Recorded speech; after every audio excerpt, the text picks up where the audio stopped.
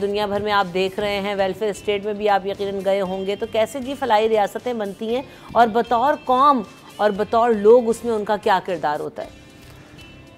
دیکھیں یہ بڑا انٹرسٹنگ کویسچن ہے. میرا خیال ہے پاکستان آلریڈی ایک فلاحی ریاست ہے، لیکن یہ جو فلاحیت ہے یہ اشرافیہ یا جس کو کہہ سکتے ہیں بدماشیہ کے لیے مخصوص ہے. صحیح.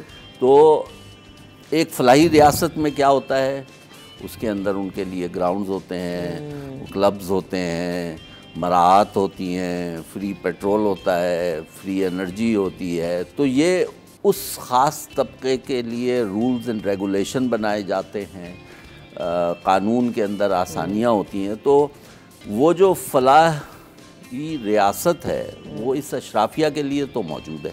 صحیح کہہ رہے ہیں. اب سوال آپ کا یہ ہے کہ عوام کو یہ کیسے دیا جا سکتا ہے. بڑا آسان ہے، وہی ساری فیسلٹیز جو اس اشرافیہ یا بدماشیہ کے پاس ہیں وہ آپ عوام کے لیے کھول دیں.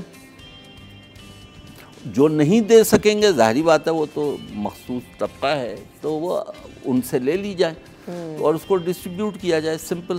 اس کے اندر دو تین چیزیں بڑی ضروری ہیں.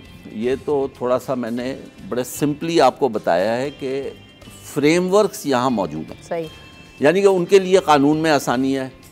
عوام کے لیے ایک چھوٹا سا بجلی کا میٹر آپ کو لگانا ہے تو 500 ریکوائرمنٹس کرنی ہوتی ہے. تو فلاحی جو ایک اشرافیہ کا آدمی آتا ہے، ایک فون کال ہوتا ہے، وہ آ جاتا ہے. تو یہ فیسلٹی آپ عوام کو بھی پرووائڈ کرتے ہیں.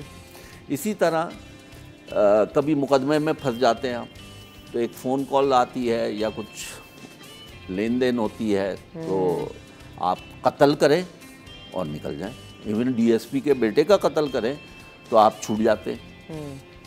تو اسی طرح سے یہ فیسلٹیز عوام کو بھی دے دیں، اس میں کوئی مشکل کی بات ہے. تو ہمارا جو نظام ہے وہ عوام کے لیے مشکل ہے اور خواص کے لیے آسان ہے. تو اس کا ایک اسٹیپ نمبر 1 یہ ہے کہ ہماری جتنی بھی جسے کہتے ہیں لیس گورنمنٹ از مور گورنمنٹ. مثال کے طور پر آپ ایف بی آر کے اندر شبر زیدی صاحب ابھی بتا رہے تھے کہ 15,000 ملازمین کو ان کے فارغ کر دیں تو آپ کا جو ٹیکس ریونیو کلیکشن ہے وہ 1 ٹریلین روپیہ بڑھ جائے گا. اچھا. ٹھیک ہے. تو اس طرح سے تمام گورنمنٹ کے محکمے جو ہیں نا جو سو بیکار ہیں ان کو، مثال کے طور پر پاکستان میں ایک سویلین ملٹری انٹیلیجنس ہونی چاہیے، ایک سول انٹیلیجنس ہونی چاہیے.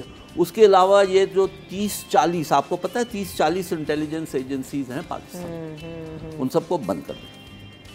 ٹھیک ہے. اسی طرح پاکستان میں ہر منسٹری کی ریگولیٹری اتھارٹی الگ ہے.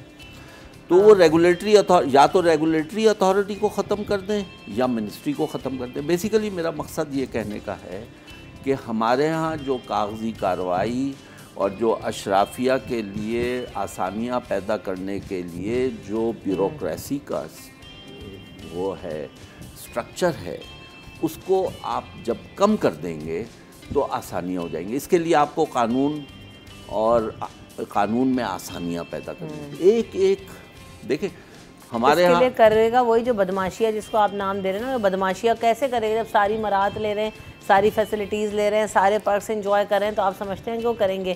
تو یہاں تو سب سے بڑا فقدان ہی جو ہے نا عرفان صاحب نیتوں کا ہے کہ جی وہی نظر نہیں آتی. میں آپ کو بتاتا ہوں. اچھا. ہائی کورٹ کے اندر مثال کے طور پر کوئی اشرافیہ کا کیس لگتا ہے دوسرے دن لگ جاتا ہے. ٹھیک ہے. ایک عام آدمی جو ہے آپ اس کا کیس کی سنوائی نہیں ہوتی، سنائی نہیں، وہ جج سننا بھی نہیں ہوتا. 3 سال تک تاریخوں پہ تاریخیں پڑ رہی ہیں.